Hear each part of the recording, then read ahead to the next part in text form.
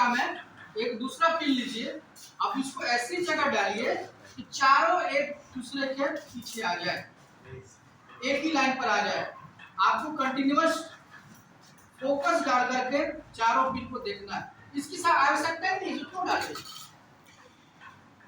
आप अपने हिसाब से डालिए चारों पिन को।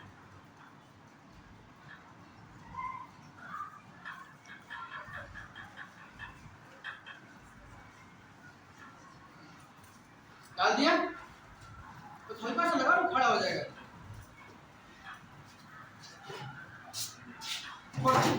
अब मैं एक बार चेक कर लेता हूँ चारों एक दूसरे के पीछे है या नहीं। वहां से कैसे पता चलेगा आपको? वहां से पता कर नहीं सकते, आपको यहाँ आकर टेकना पड़ेगा ग्लास स्लैब के अंदर से।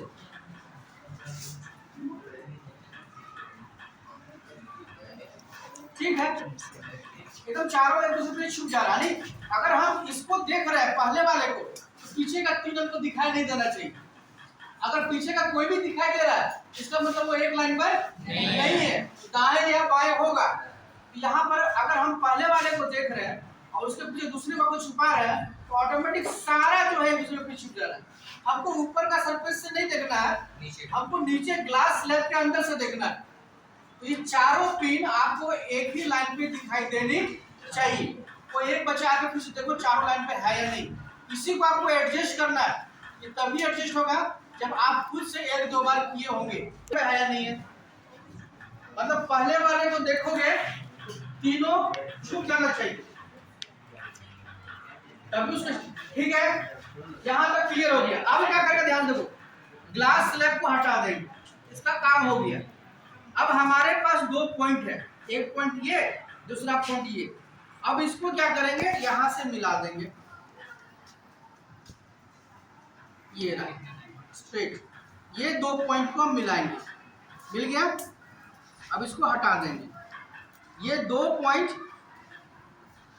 यहां था, इसको यहां से ये पॉइंट यहां ले लिए और इसको यहां से खींच दिए। ये कौन सा रे हो गया, इमर्जेंट। अब ये जो पॉइंट है इस पॉइंट को इस पॉइंट के साथ मिलाएंगे, इस पॉइंट को इस पॉइंट के साथ मिला दिए, मिल गया। जाना चाहिए था इसको ऐसे, लेकिन चेंज हो गया। ये कौन सा रे है, रिफ्रैक्टेड रे। ठीक है, ये कौन सा एंगल है भैया, रिफ्रैक्टेड एंगल, एंगल आर, जो कि यहाँ पर एंगल आर एंगल आई से कम होगा, क्योंकि रे जो है उधर से आ रही थी हमारे आंखों में, रेयर मीडियम से डेंसर मीडियम आ रही है। तो रेयर मीडियम डेंसर मीडियम जब भी आती है angle r is smaller than angle i. अब ध्यान से देखिए, अब यहाँ पर भी एक नॉर्मल खींचेंगे, नॉर्मल पता करने के लिए। तो नॉर्मल खींचने के लिए हम इसकी सहायता लेंगे, क्या है ये, प्रोटेक्टर। अब यहाँ हम डाल देंगे, अब बड़ी सावधानी के साथ हम यहाँ पर नॉर्मल खींचेंगे। ये हमारा 90 डिग्री। अब इसको हम नॉर्मल यहाँ से खींच रहे हैं 2 पॉइंट, ये हो गया हमारा नॉर्मल, ये हो गया हमारा।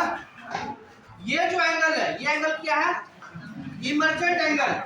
याद रखना, इमर्जेंट एंगल को हम लोग इससे इंडिकेट करते हैं, डेल्टा से। अब डेल्टा को मापेंगे कितना है, 30 डिग्री है या नहीं। अगर 30 डिग्री आता तो आज तक जितना हमने पढ़ा सब सही पढ़ा, और अभी तक जितना हमने एक्सपेरिमेंट किया सब सही किया।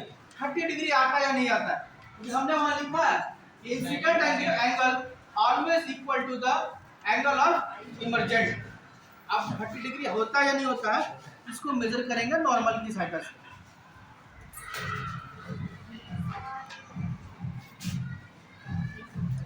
ये देखिए, दिखाइए जी, एक्यूरेट 30 डिग्री आ रहा है, एक्यूरेट 30 डिग्री आ रहा है। Emergent ray of is equal to the angle of incidence, that is 30 degree. That means angle I is equal to angle delta is equal to 30 degree. ये तो प्रूफ हो गया। अब lateral displacement की बात करते हैं, ध्यान सुनो। जो ये पाथ था, actual path of the incident ray जो था, जिसको जाना चाहिए था इस दिशा में, लेकिन थोड़ा सा डाइवर्ट हो गया, डिस्प्लेस्ड हो गया। क्या ये दोनों पैरेलल है या नहीं है? अगर पैरेलल नहीं है तो इसको अगर बढ़ाएंगे आगे तो कहीं ना कहीं मिलना चाहिए, या इधर बढ़ाएंगे तो मिलना चाहिए या उधर बढ़ाएंगे तो मिलना चाहिए। अगर कहीं नहीं मिल रहा है इसका मतलब पैरेलल है। पैरेलल को और एक मैथ में हम लोग पढ़ते हैं कि इन दोनों के बीच का डिस्टेंस इक्वल होना चाहिए। तो आइए डिस्टेंस भी नाप लेते हैं। डिस्टेंस कितना आ रहा है यहाँ पर और इस जगह कितना आ रहा है।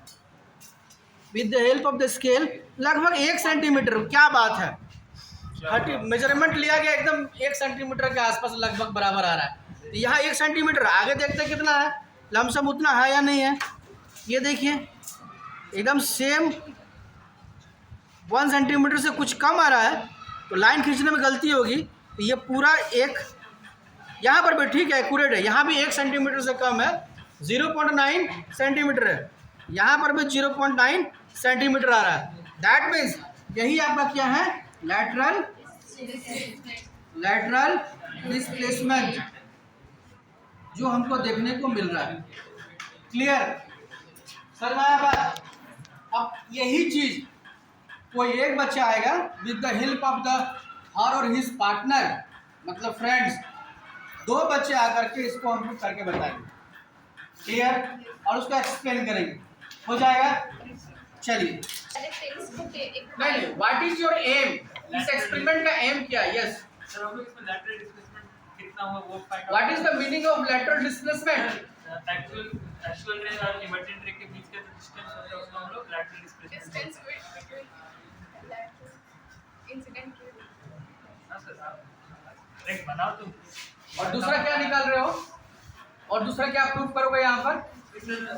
जब हम लोग एंगल आई जो है वो एंगल इमर्जेंट एंगल के बराबर होता है। ये